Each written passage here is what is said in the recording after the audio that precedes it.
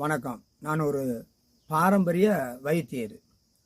இன்னைக்கு தமிழ்நாட்டில் அதிகமான பெண்களுக்கு உதிரப்போக்கு நிற்காம போய்கிட்டே இருக்குது. இது ஏன் வருதுங்கிறத முதல்ல நம்ம தெளிவாக தெரிஞ்சுக்கணும். பெண்களுக்கு ரெண்டே ரெண்டு ஒரு அதாவது வெட்டைங்கிறது ரெண்டு. ஒன்று முறுக்கு வெட்டை, ஒன்று ஊது வெட்டை. உருக்கு வெட்டை உள்ளவங்க அத்தனை பேரையும் உரிச்சிக்கிட்டே இருக்கும். அவங்களால கூடுமான அளவில் நைட்டில் போத்திக்காமல் தூங்க முடியாது.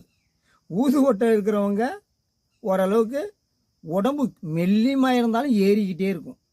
இந்த இந்த சூடாகப்பட்டதுக்கு தான் மெயினான காரணம். இந்த இந்த உடலுக்கு வர்ற காரணமே சூடு.